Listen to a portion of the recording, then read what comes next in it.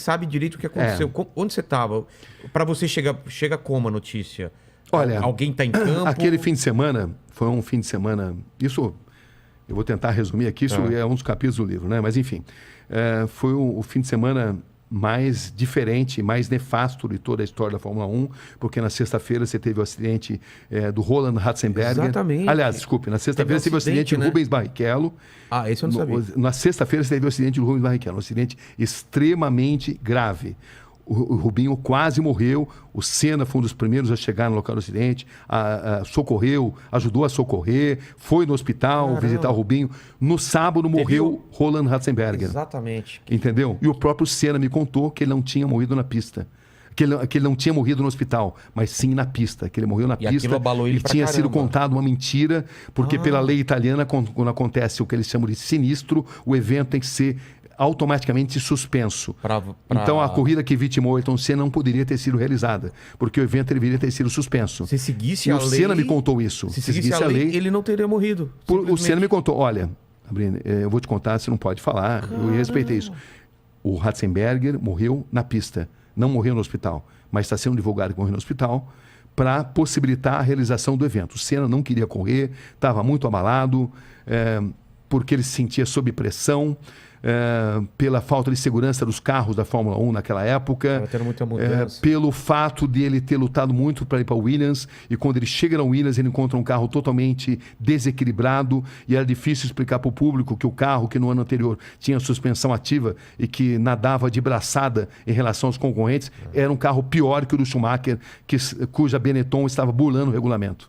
Estava burlando? Estava burlando, usava artifícios tecnológicos não permitidos pelo regulamento. E era difícil para ele poder explicar tudo isso. Então ele estava profundamente assim, abalado, foi obrigado a fazer mudanças no carro, improvisadas, porque ele não se sentia bem no cockpit, ele não estava confortável por uma reunião de fatores. E o fato é que o Senna quase desistiu de correr naquele fim de semana por todos esses elementos, né? Então, ele chega a falar com outros pilotos, faz alguma reunião? Ele chega a falar, eles chegam a se reunir, mas aí, por uma questão contratual, decidem correr.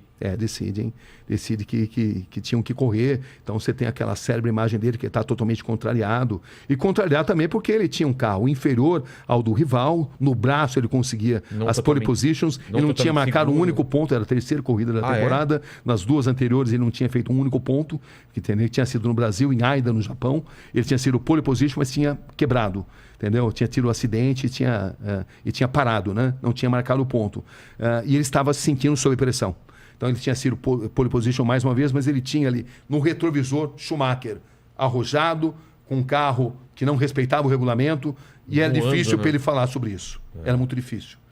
Então, tem uma série de detalhes, eu não vou contar tudo, porque senão a gente não fala de outro assunto, né? Mas são muitos fatos, né? A célebre reunião sobre pneus que estavam fora do regulamento também, e que a Goodyear reúne o Frank Williams e o Senna. Eu conto também o que aconteceu. O fato é que a cabeça do Senna estava muito abalada, porque uma gambiarra tinha sido feita no carro, porque o carro era inferior e porque essa sucessão de acidentes tinha mexido com o emocional dele, né? O acidente gravíssimo do Rubinho, que por um triz não morreu na sexta, o acidente fatal do Roland Ratzenberger, enfim, era um piloto muito diferente daquele que a gente estava acostumado a ver e sob imensa pressão de vencer. Total. Porque patrocinadores pressionavam, a torcida pressionava, o mundo pressionava, porque ele era o melhor piloto. E ele não sabia como explicar, como falar para a opinião pública a situação que ele estava vivendo. Como é que ele vai explicar com um carro que no ano passado não dava nem graça, né? O Mansell ganhava e quase que podia parar o carro para tomar um cafezinho, né? Entendeu? Com a suspensão ativa. Pareciam duas fórmulas diferentes, né? A fórmula da Williams, com a suspensão ativa, que depois tinha sido proibida, né? Foi proibida. Quando foi proibido, o regulamento mudou.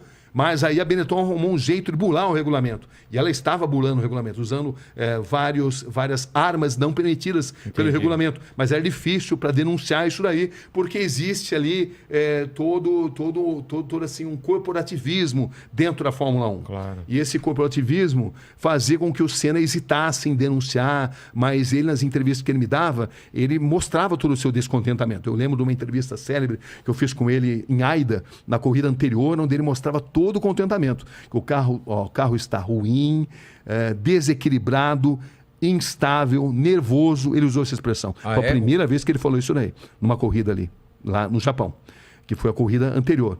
Então, era todo esse contexto que existia ali, né? E quando acontece o acidente, parece que não tem imagens do acidente mesmo. Então, esse é um outro... Eu fui o primeiro cara a praticamente desvendar essa imagem, que a Foca dizia que não tinha essas imagens, mas aí eu consegui uma série de depoimentos de pessoas que diziam que tinham visto. Eu peguei o Bernie Ecclestone, que era o presidente da Foca, o todo-poderoso da Foca, e eu o confrontei com esses depoimentos. Olha, existe essa imagem. Falei, tá certo, é verdade. Eu vou te mandar. Ele mandou essa imagem. Só que a imagem, 1 segundo antes do choque no muro, ela desaparece. Eles deram a explicação de que o diretor de imagens havia cortado para uma outra imagem e que nem todas as câmeras tinham videotape. Muita gente não acredita nisso, o establishment estranho, né? Não acredita, da mesma forma que muitos pilotos afirmam textualmente que o Senna morreu na pista. O Nicola Larini, por exemplo, agora quando fez 20 anos da morte, me deu uma entrevista histórica, muito importante também, onde ele afirma textualmente que, por tudo que ele sabe, o Senna morreu na pista e que isso não pôde ter sido divulgado exatamente por as razões que eu mencionei aí, né? E que a corrida teria que ter sido paralisada e também havia um protecionismo ali para o Williams. A Williams não teve culpa da morte do Senna. O Senna sabia dos riscos que ele corria, mas digamos que haveria um risco maior se esses fatos aparecessem, né? Então, o establishment da Fórmula 1 se protege, um protege a do outro para evitar que determinados fatos apareçam. E eu, nessa fase, eu trabalhei muito nas investigações. Essa imagem eu fui o primeiro a mostrar, como fui o primeiro a mostrar a imagem do capacete do Senna, que ninguém mostrava também. Enfim, essa... Um parafuso... O braço da suspensão. O braço da suspensão, né? O braço da suspensão que se rompeu, exatamente porque o carro estava instável, o braço da suspensão se rompe e ele vai direto contra o muro da Tamburello, né? Uma cena muito estranha, era uma curva de alta velocidade, onde ele bateu numa altíssima velocidade, mas o Senna não tinha um ferimento no corpo, ele só tinha no cérebro, entendeu? Porque o braço da suspensão, quando se rompe, ele se transforma numa lança, que entra e sai do capacete, num diâmetro muito pequeno, um tamanho muito reduzido, e que o Senna teve má sorte. De outra forma, ele teria saído andando dali, entendeu? Porque ele não tinha outros ferimentos no corpo. Não foi um impacto... O que se acredita é que o fato do braço da suspensão ter se rompido, ele se transformou numa lança que entra e sai do capacete, num pequeno orifício muito pequeno, eu vi ali. E essa imagem do capacete, que também não era revelada, que eu fiquei, como eu te falei, muito tempo ali investigando isso, mostrando isso. Quem tiver interesse em ter mais detalhes sobre isso, está tudo nesse livro aí. Tem muita coisa que jamais poderá ser divulgada, né? Como também tem a história do cara que filmou lá o corpo do Ayrton Senna no Instituto Médico Legal e tentou vender e foi repudiado. Claro. Você não pode mostrar uma imagem dessa. O que vai se ganhar com isso? Nada. Não. Então, né? Mas enfim, mas tem todo tipo de história. E o que eu digo para vocês até hoje é que todos os momentos que eu falo de Ayrton Senna, eu rendo as minhas homenagens, porque eu aprendi muito com ele. Como ser humano, como profissional, um cara comprometido totalmente com o perfeccionismo, com a determinação e, ao mesmo tempo, quando não estava tomado pelo modo perfeição, um cara muito engraçado.